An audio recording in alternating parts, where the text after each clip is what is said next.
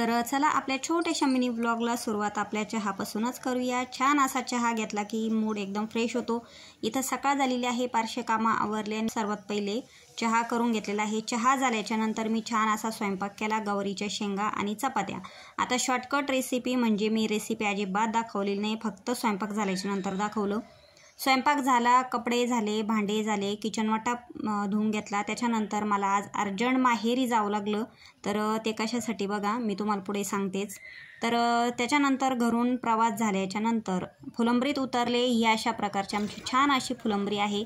फुलंब्रीमध्ये बिकानेरमध्ये गेले, तिथून मी एक पावशरभर पेढे घेतले। आता पेढे पण कशासाठी घेतले ते पण पुढे सांगणारच आहे। पेढे घेतल्याच्या नंतर या फुलंब्रीत असे नाव लवकर गाड्या लागत नाही, गाड्याचा एवढा प्रॉब्लेम आहे ना। परंतु कसं तरी एक रिक्षा लागली आणि त्या रिक्षामध्ये आम्ही दोघी तिघी जणी होतो आणि कांद्याच्या गोण्या होत्या, म्हणून आम्हाला ती रिक्षा कशी तरी इथं आली। डायरेक्टली मी मग त्याच्यानंतर कॉलेजमध्येच उतरले। तर कॉलेजला कशासाठी आले बघा, तर समर्थचं ॲडमिशन करण्यासाठी। तर छान असं निसर्गरम्य वातावरण आहे आणि ह्या निसर्गरम्य वातावरणात छान असं हे कॉलेज आहे।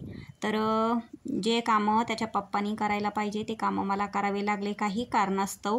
आता ते कारण तर मी कोणाला काही सांगू शकत नाही, परंतु 2-3 दिवस आपल्या रेसिपी व्लॉग वगैरे न येण्याचं कारण हेच आहे की मी समर्थच्या थोडंसं ॲडमिशनच्या परेशानीत होते आणि छोटासा व्हिडिओ करून मी तुमच्यासोबत शेअर करण्याचा प्रयत्न केलेला आहे। तर छान असं कॉलेज आहे, निसर्गरम्य वातावरण आहे। सकाळचे सगळे कामं आवरून त्याच्यानंतर मला इथं जवळपास 1:30-1:45 वाजले होते कॉलेजमध्ये यायला। तर कॉलेज सुटलं होतं, त्याच्यानंतर मुलं सगळे घरी गेलेले होते, म्हणून मला सगळे जे क्लास वगैरे आहे तुम्हाला दाखवता आले। छान असं इमारत आहे मोठी, त्याच्यानंतर छान निसर्गरम्य वातावरण आहे, बेंच वगैरे सगळी सुविधा वगैरे आहे कॉलेजमध्ये, अजिबात टेन्शन वगैरे नाही।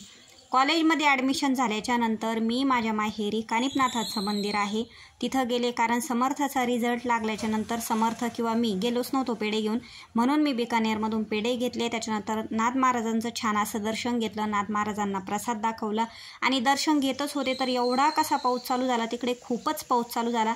म्हटलं चला हे पण छोटासा व्हिडिओ आपण घेऊया आणि तुमच्यासोबत शेअर करूया। पाऊस पडल्याच्या नंतर तर एवढं कसं वातावरण छान झालं होतं बघा। तर परंतु ज्यावेळेस पाऊस वारं वावदान एवढं होतं, एवढी थंडी वाजायला लागली होती आणि माझ्या भावाने मला आणलं होतं मंदिरात, एवढं तरी बरं झालं, कारण घरापासून तर मंदिर खूप दूर आहे।